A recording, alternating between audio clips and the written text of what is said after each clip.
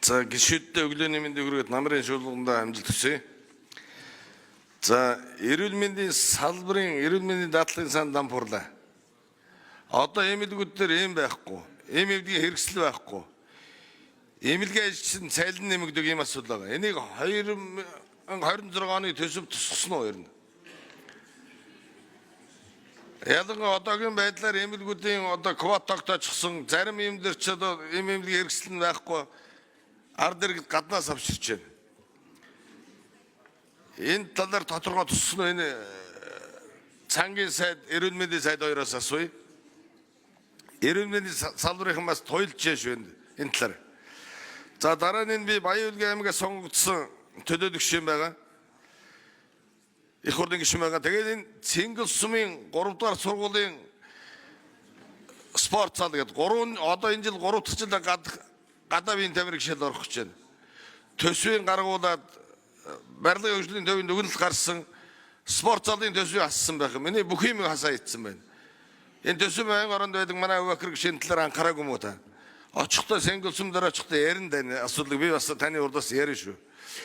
Нөгөө талаар Улаанхад Ховдбагийн 2 эмнэлэг баригдаад 2 жил болж байна.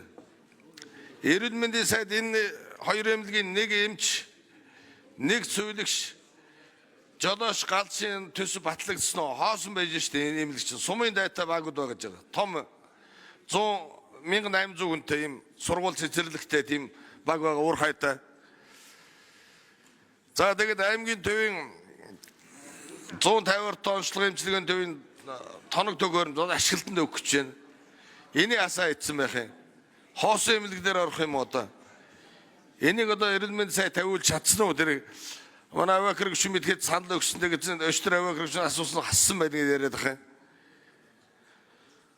Мөн одоо түргэн тусламжийн машиныг одоо 26-нд оруулсан алслагдсан байдалтай хүнд өнөөдөр ихэд одоо харуултаа улсуудыг аварт орсуудыг замаар авч гарч штэ. Онгоцоор хүн тээвэрлэх байсан. Ийм төсвүүд ассан байна. Энийг яагаад ассан бол хариулт авъя.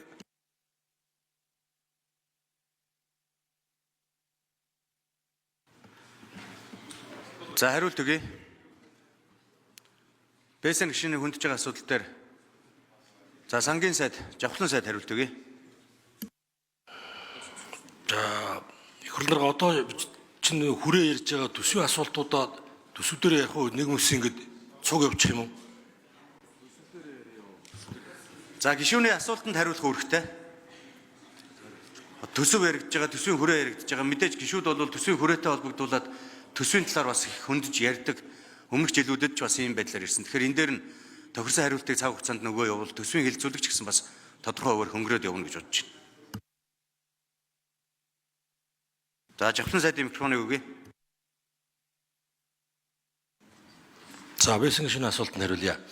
За тойрог сонгогдсон гишүүд тойргийн ард иргэдийн санал хүсэлтийг одоо ямар ч төвшөнд ямар ч цаг хугацаанд одоо засгийн газарт улсын хурал дээр хөргүүлэх санал бодлоо хэлэх бүрэн эрхтэй. За тэр чуруунд одоо гишүүдээс тойрогдоо бүтээн байгуулалт хийх төсөл арга хэмжээний саналуд бол эрдгээ. За гэхдээ зарчмаараа явах хэрэгтэй. Тэр нь юу вэ гэхээр чиглэлийн одоо төсөл арга хэмжээнүүд нь яамдуудаараа очих хэрэгтэй. За яамдууд маань хууль заасан хүрээнд за нэгдүгээрт одоо 5 жилийн төлөвлөгөө, эх жилийн төлөвлөгөө, бүсцэн хөгжлийн үжил баримтлал, за тэгээд төсвийн шаардлагууд, за тэгээд одоо яамдын өөрсдийнх нь одоо бодлогын эрэм дараалал, за тэгээд эцэст нь төсвийн хязгаартай багтсан. За ийм дүрмүүдээр одоо хөрөнгө оруулалтын одоо төсөл арга хэмжээнүүд төсөвт өргөн баригдсан байна. За тэгэхээр таны хэлж байгаа хоёр санал бол яг л ийм зарчмаар явсан байна. Ялангуяа Баян-Улгийн аймгийн сургууль цэцэрлэг. За энэ жил бид нар анх удаа боловсролын яамн дээр их өгөгдлөөр за өөрсдийнхөө одоо хэмжээнд хиймэл оюун ухаанаар энэ хөрөнгө оруулалтуудыг ирэмбэлсэн байна. За энэ ирэмбэр за манай боловсролын сайд бас давхар хариулах болов гэж бодож байна. Баян-Улгийн аймагт эх жил одоо шинэ сургууль барих шаардлагагүй. За бусад аймагуудтай харьцуулах юм бол одоо хамрагдалтын коэффициент, ээлжийн коэффициент бол зохих төвшөнд байна. аймагуудын орон нутгийн дунджаас өндөр байна гэж гарсан байгаа. За тийм учраас шинэ сургууль цэцэрлэг бол байхгүй байгаа. За таны ярьж байгаа бол би их засвар гэж ойлгосон тийм ээ. Спорт заалны дээвэр нь нурчсан их засвар юм байна гэж ойлгосон байгаа тийм. За тэгэхээр энэ асуудал нь яамнаас нь ирсэн үгүй юу? За энэ дээр ажлын хэсгээс хариулчих. За бусад өөр тэр ямар зарчим бариад эдгээр асуудлууд нь орж ирээгүй юм бэ гэдэг дээр чиглэлийн сайднаас нэмж хариулвал сайн байна. За яамнаас санал нь ирсэн хэсгээр ажлын хэсгээс нэмээд хариулчих. За ажлын хэсгээс нэмж хариулт өгөх юм байна уу? За Жигжил сүрэнгийн Чимбэрэн сайд хариулт өгье. За байсан гишүүний асуултанд хариулъя. Нэгд төсвийн хүрээнээс гадна төсөв ярьж байгаа учраас нэлээд дэлгэнгүй мэдээлэл өгчээ. За эхлээд ямар ч гэсэн нөгөө эрүүл мэндийн төвийн барилга, Баян Үлгийн сум хотгор багт баригдаж дууссан тоног төхөөрөмж гэсэн төсөв орсон байгаа шүү. Энэ орчихсон. Тий. За нөгөө талаасаа эрүүл мэндийн даатгалын асуудал хүнд байгаа талаар сая ярьлаа.